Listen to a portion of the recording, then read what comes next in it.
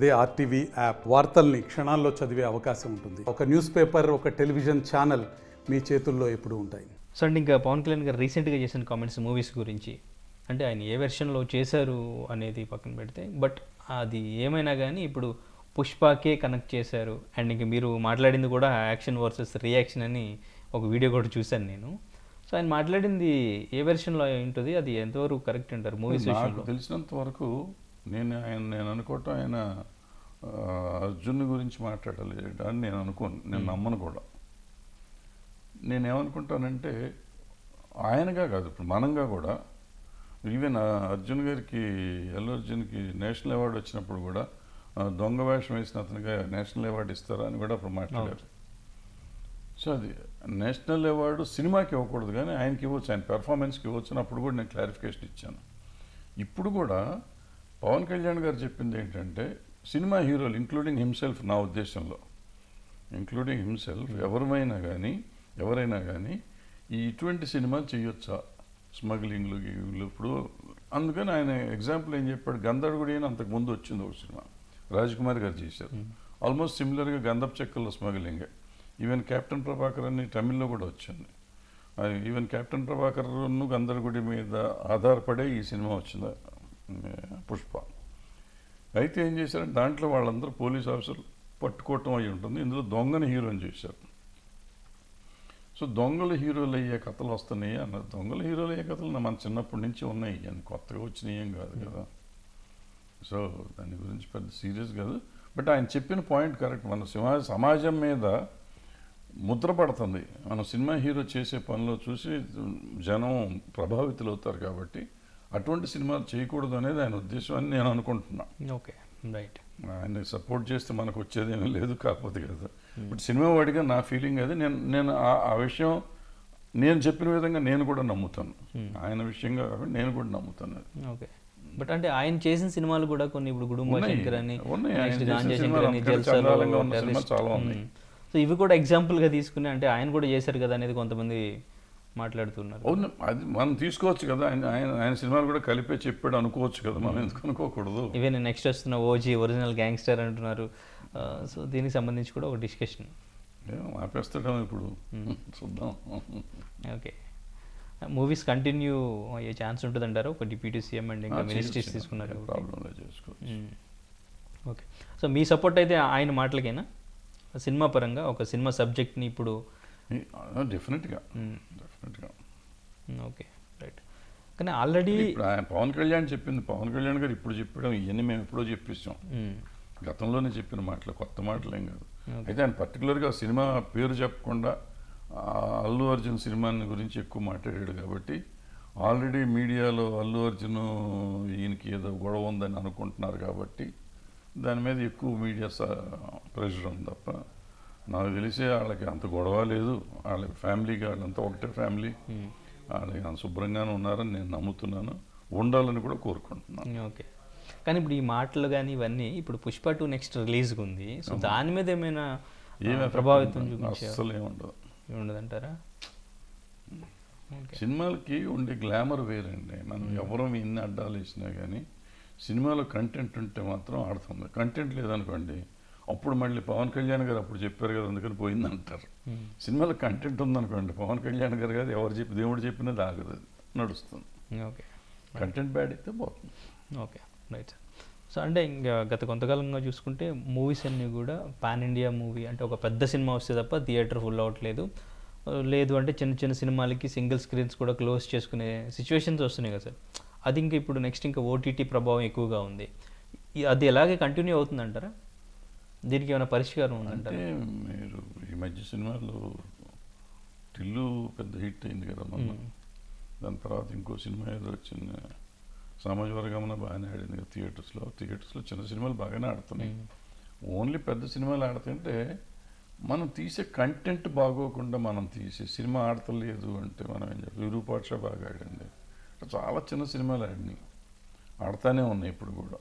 మహారాజా మొన్న వచ్చింది dubbing cinema, అది కూడా బాగా ఆడింది, చిన్న సినిమానే.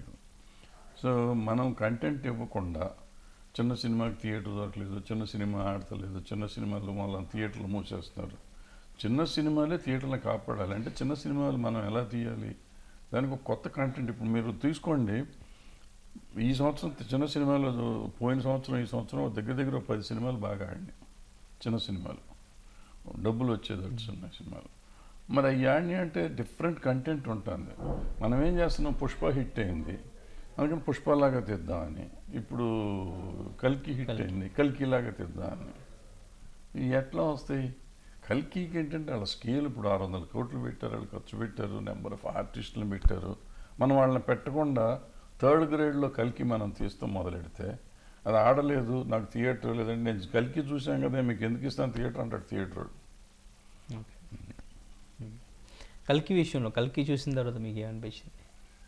అనిపించేది సినిమా చూసాము, బాగానే ఉంది అంతే. వర్తబుల్ ఆ మహాభారతం క్యారెక్టర్స్ కానీ కనెక్ట్ చేసిన విధానం కానివ్వండి, స్టోరీ టెల్లింగ్ అదంతా ఇప్పుడు యూత్కి మన పురాణాలని ఎక్కింది కదమ్మా. ఇప్పుడు దాని మీద మనం కామెంట్ చేస్తే ఏమన్నా ఉంటుందా?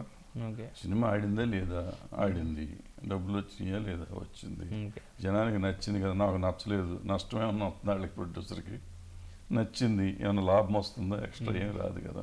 ఓకే, అంటే ఇప్పుడు అక్కడ బడ్జెట్ విషయంలో సార్, ఇప్పుడు అంత బడ్జెట్ పెట్టారు, టికెట్ రేట్ కూడా అంతే పెంచడం జరిగింది, అంత దానికి తగ్గట్టుగానే టికెట్ 500 అట్లా పెంచారు మల్టీప్లెక్స్లో. చిన్న సినిమాలకి టికెట్ ప్రైసింగ్ అనేది తక్కువగానే ఉంటుంది. సో ఆడియన్స్ అప్పుడు కొంచెం కన్ఫ్యూజ్ అవుతారంటారు మూవీస్ విషయంలో.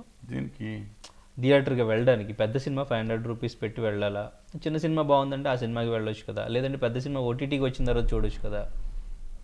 అదేం లేదు, అంత కన్ఫ్యూజన్ ఏం లేదు. ఇప్పుడు సినిమాకి బాహుబలి టైంలో కూడా 3000, ఫస్ట్ బాహుబలి వచ్చినప్పుడు 3000 కూడా అమ్మారు టికెట్ బ్లాక్లో. 3000 కూడా కొన్ని చూశారు సినిమా జనం, అవి చూసే రెవెన్యూ కూడా ఎక్కువ కనపడింది అప్పుడు. ఇప్పుడు బ్లాక్లో లేకుండా థియేటర్లోనే పెంచుతున్నారు. ఇప్పుడు ఇచ్చేవాడికి లేని బాధ మనకెందుకు, పెట్టేవాడు పెడుతున్నాడు, మనం ఎందుకు ఇబ్బంది పడాలి? First point. రెండో పాయింట్, నేను ఐఎమ్ అగెనెస్ట్ రేట్ పెంచడం. నేనేమంటాను, ఫర్ ఎగ్జాంపుల్ బాహుబలి కల్కి 600 కోట్లు అయింది. 600 కోట్లకి సరిపడా 6000 థియేటర్లు రిలీజ్ అవుతుంది. అది ఇంకో చిన్న సినిమా ఏదో ఉంది 10 కోట్లు అయ్యింది, దానికి 100 థియేటర్లు 200 థియేటర్లోనే వస్తాయి. వాడికి రూపాయి టికెట్ వచ్చినా అంతే వస్తుంది రెవెన్యూ, ఈయనకి 5,000-6,000 థియేటర్లు ఉన్నప్పుడు వస్తుంది. ప్లస్ మీరు రేటు పెంచేది ఎక్కడ? ఆంధ్రాలోనూ తెలంగాణలోనూ. ఎంత తేడా వస్తుంది? ఎంత తేడా వస్తుందో 10 కోట్లు 20 కోట్ల తేడా వస్తుంది. 600 కోట్లు రిస్క్ చేసినప్పుడు ఈ 10 కోట్లు జనానికి ఎందుకు ట్యాక్స్ వేస్తున్నారు మీరు అనేది నా పాయింట్. మొదటి నుంచి అదే చెప్తున్నాను, ఇప్పుడు కూడా అదే చెప్తాను నేను. సో అది రైట్ అయిన విషయం కాదు. కానీ ఇక్కడ ఏం చేస్తున్నారంటే 3,000-4,000 అయినా నేను ఫస్ట్ డే సినిమా చూడాలి, ఫస్ట్ వీక్ నేను సినిమా చూడాలని కొనుక్కునే పిచ్చి మూర్ఖులు ఉన్నంతకాలం వీళ్ళు టికెట్ రేట్ పెంచితే తప్పే ఉంది. నా బొట్టోడు మీ బొట్టోడు సినిమా అక్కర్లేదు, తర్వాత ఓటీటీలో వచ్చినప్పుడు చూస్తాం, లేకపోతే 2 వారాలు అయినాక రేటు దిగినాక చూద్దాం అనుకుంటాం కదా. అనుకున్న వాళ్ళు ఎట్టాగా ఆగి చూస్తారు, అనుకున్న వాళ్ళు ముందు చూస్తారు, వాళ్ళకి డబ్బులు ఉన్నాయి చూస్తారు. చూడండి, వాళ్ళకి ఆనందం.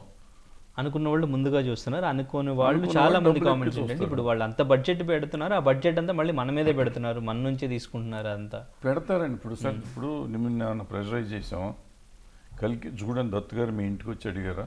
స్వప్న గారు అడిగారా? ప్రభాస్ గారు అడిగారా? ఎవరు అడగలేదు కదా. మీకు ఇష్టమై మీరు వెళ్తున్నారు. మీరు వెళ్ళినప్పుడు ఇంక మీరు సినిమా అనేది అభిమానులకి ఒక ఎమోషన్, మన తెలుగు అభిమానులకి ఎక్కువ ఎస్పెషల్లీ ఆ ఎమోషన్ని అంత క్యాష్ చేసుకోవడం అనేది కరెక్ట్ కాదు అనేది కరెక్టా తప్ప అనేది వేరే వేరే లాజిక్ అండి. ఇక్కడ నాకు ఇష్టమైంది నేను చూస్తున్నా, నేను చూడమని ఎవరో అడగట్లేదు. మనంతటా మనం వెళ్ళి సినిమా చూద్దాం అనుకుంటున్నాం, చూస్తున్నాం. మనకి గ్లామర్ వచ్చింది ఉంటున్నాం. ఇప్పుడు వస్తుంటే సోప్ ఉంటుంది, రూపాయికి సోప్ ఉంటుంది, 300 రూపాయలకి సోప్ ఉంటుంది. 300 రూపాయల సోపు కొనేవాడు 300 రూపాయలు కొంటాడు, రూపాయి సోపు కొనుక్కున్నాడు, రూపాయి సోపు కొంటాడు. సో రూపాయి సోపు ఉంది కదా, 300 రూపాయలు ఎందుకు పెట్టారని అడగట్లేదే. అట్లాగే టికెట్ కూడా ధర్మంగా అయితే లాజిక్ కాదు, కానీ పెడితే తప్పు లేదు. తప్పని కాదు, అలవాటు అయిపోయింది కదా. Okay, right. ఒక రకంగా ఏంటంటే గవర్నమెంట్కి ట్యాక్స్ వస్తున్నాయి, వీ షుడ్ బి హ్యాపీ. ఇంతకుముందు గవర్నమెంట్కి ట్యాక్స్ వచ్చేది కదా, బ్లాక్లో వెళ్ళేది, ఇప్పుడు బ్లాక్ అమౌంట్ కవర్ అవుతుంది కదా, ట్యాక్స్ వస్తుంది కదా ప్రతి టికెట్ మీద. మరిన్ని వీడియోస్ కోసం ఛానల్ ని సబ్స్క్రైబ్ చేయండి, లేటెస్ట్ అప్డేట్స్ కోసం వాట్సాప్ ఛానల్ ని ఫాలో చేయండి, అండ్ లింక్ డిస్క్రిప్షన్ లో ఉంది.